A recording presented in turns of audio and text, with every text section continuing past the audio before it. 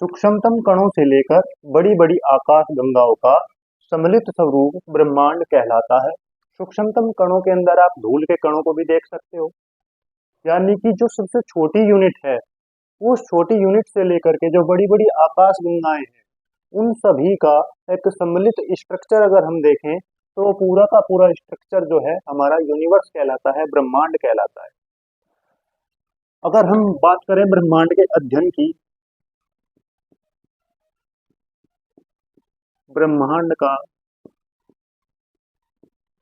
अध्ययन, जैसे जीवों का अध्ययन करना जीव विज्ञान कहलाता है, बायोलॉजी, ठीक है। भौतिक चीजों का अध्ययन करना भौतिक विज्ञान, फिजिक्स कहलाता है। और रसायनों का अध्ययन करना रसायन विज्ञान, केमिस्ट्री कहलाता है।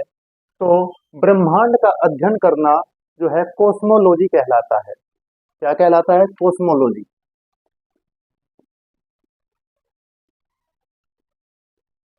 कॉस्मोलॉजी कॉस्मोलॉजी के अंदर हम ब्रह्मांड से जुड़ी सभी चीजों को देखते हैं।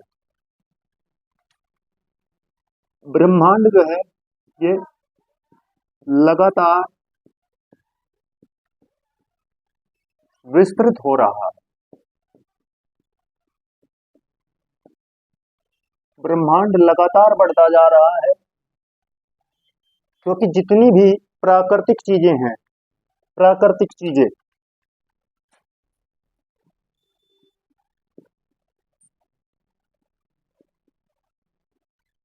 प्राकृतिक चीजें जिन्हें हम क्या नाम देते हैं? खगोलीय पिंड। खगोलीय पिंड। जितनी भी प्राकृतिक चीजें हैं, खगोलीय पिंड हमारे हैं। और खगोलीय पिंड कौन से होते हैं? जो रात में चमकते हैं, रात में चमकते हैं। इन खगोलीय पिंडों के बारे में सबसे पहले खगोलीय पिंडों के बारे में सबसे पहले किसने बताया था? तो खगोलीय पिंडों के बारे में सबसे पहले एडविन हब्बल।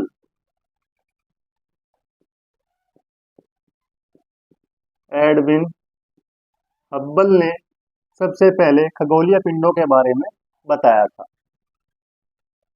अगर हम बात करें अपनी अर्थ की, अर्थ अर्थ यानी कि पृथ्वी। आप सभी को पता होगा कि पृथ्वी क्या है।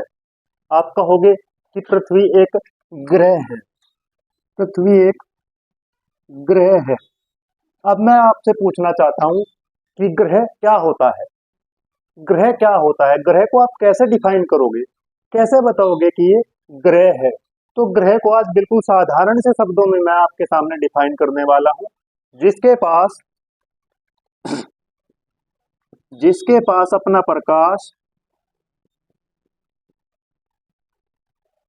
जिसके पास अपना प्रकाश तथा ऊर्जा न हो, ऊर्जा न हो, ग्रह कहलाते हैं। जिनके पास अपना प्रकाश और ऊर्जा नहीं होती, वे सब क्या कहलाते हैं? ग्रह कहलाते हैं।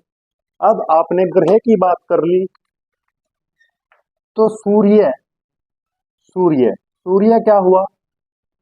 सूर्य एक तारा हुआ। क्या हुआ? एक तारा। तारे के पास अपनी ऊर्जा भी है और अपना प्रकाश भी है। सूर्य एक तारा हुआ।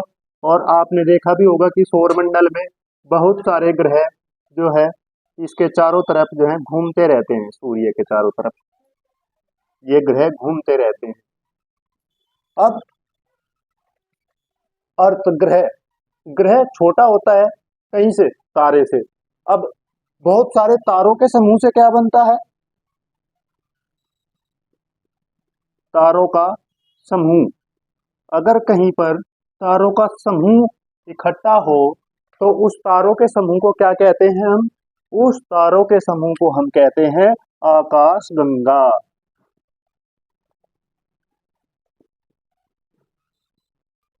आकाश गंगा यानी कि मिल्की वे, मिल्की वे, आकाश गंगा।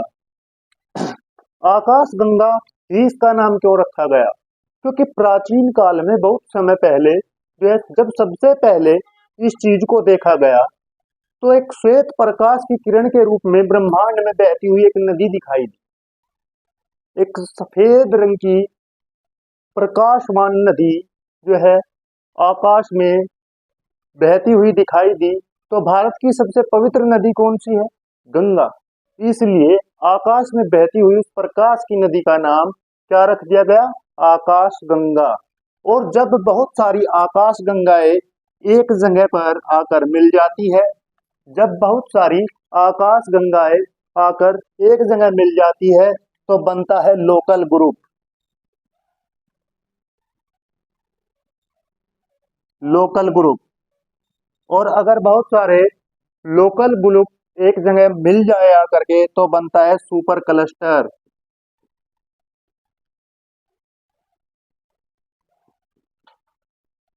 Super cluster. और इसी सुपर क्लस्टर का वृहद रूप, इसी सुपर क्लस्टर का वृहद रूप होता है आपका ब्रह्मांड। इसी सुपर क्लस्टर का वृहद रूप आपका ब्रह्मांड कहलाता है। तो आप समझ गए होंगे कि सबसे पहले क्या आता है आपका ग्रह, ग्रह के बाद आता है आपका तारा, और तारों के समूह से बनती है आपकी आकाश गंगा, और लाखों आकाश गंगाओं के समूह से बनता है आपका लोकल ग्रुप, और लाखों लोकल ग्रुप्स मिलकर के एक सुपर क्लस्टर बनाते हैं, और लाखों सुपर क्लस्टर मिलकर के एक ब्रह्मांड का निर्माण करते हैं। इसीलिए मैंने डेफिनेशन में आपको बताया था ब्रह्मांड की कि सूक्ष्मतम कणों से लेकर के आकाश गंगाओं के सम्मिलित समूह को जो है हम ब्रह्मांड कहते हैं। तो आप ब्रह्मांड की डेफिनेशन आपकी क्लियर हो गई कि सबसे छोटी यूनिट ग्रह, और बहुत सारे ग्रह एक तारे के चारों तरफ घूमते हैं, और बहुत सारे तारों का समूह जो है आकाश गंगा कहलाता है। बहुत सारी आकाश गंगाओं का समूह लोकल ग्रुप बनाता है, और बहुत सारे लोकल ग्रुप का समूह मिलकर के एक सुपर क्लस्टर बनाता है, और बहुत सारे सुपर क्लस्टर से मिलकर आपका ब्रह्मांड बनता है। अब हम बात कर लेते हैं आकाश गंगा की। आकाश गंगा है क्या एक्चुअल में?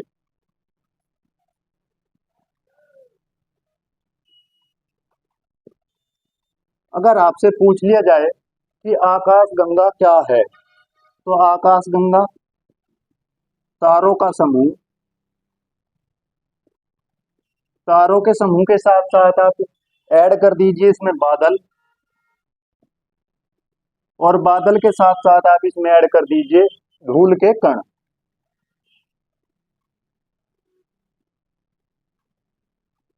धूल के कण। अगर आपको डेफिनेशन लिखनी है, ये मैंने आपको शॉर्ट बताया है कि बहुत सारे तारों का समूह बादलों के साथ मिलकर धूल के कणों के साथ मिलकर जो है आकाश गंगा बनाता है। अगर आपको डेफिनेशन लिखनी है तो लिख लीजिए आकाश गंगा करोड़ों तारों, बादलों तथा गैस की एक सम्मिलित प्रणाली है।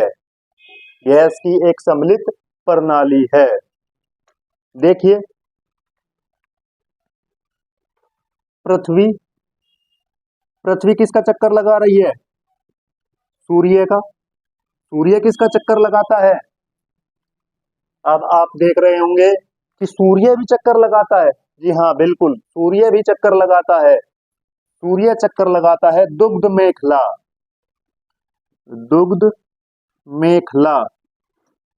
हैरान मत होइए, दुग्ध मेखला, मिल्की वे। मिल्की वे जो आपकी आकाश गंगा का नाम है, मिल्की वे, उसी का हिंदी रूपांतरण है दुग्ध मेखला। तो हम जिस आकाश गंगा में आते हैं उस आकाश गंगा को हिंदी में दुग्ध मेखला कहते हैं, जो कहीं का हिस्सा है? नेबुला का। कहीं का हिस्सा है? नेबुला का। तो सूर्य किसका चक्कर लगाता है? नेबुला।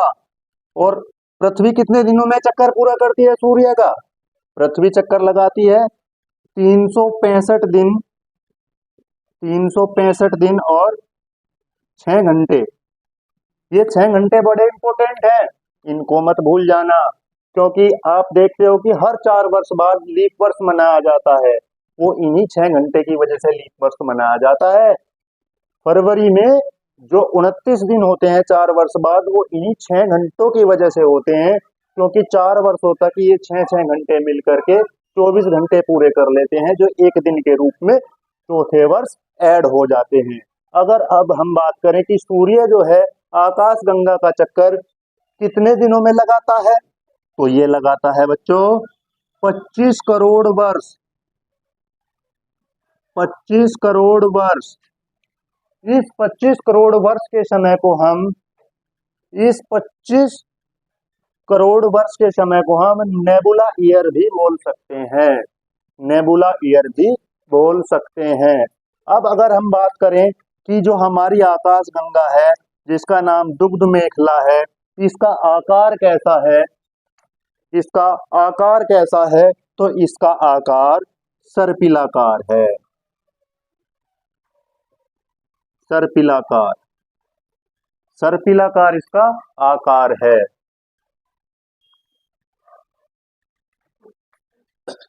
प्राचीन भारत में इसकी कल्पना जो है आकाश में प्रकाश की एक बहती हुई नदी के रूप में की गई थी, जिसे आकाश गंगा का नाम दिया गया था। और लाखों आकाश गंगाएं मिलकर जो है ब्रह्मांड का निर्माण करती है। हमारा सौरमंडल मिल्की वे, हमारा सौरमंडल मिल्की वे यानी कि दुग्ध मेखला आकाश गंगा के अंदर आता है। यहाँ तक के आपके सभी डाउट मेरी ओर से क्लियर हो गए होंगे। यदि आपका फिर भी कोई डाउट रहता है तो आप कमेंट बॉक्स में अपना सवाल लिखिए, मैं आपके सवाल का उत्तर देने के लिए फिर उपस्थित होऊंगा। और आप ऐसे ही तैयारी करते रहिए, हमारे साथ बने रहिए। हम और आप दोनों मिलकर के एक दिन आसमान को जरूर चूम लेंगे। धन्यवाद साथियों।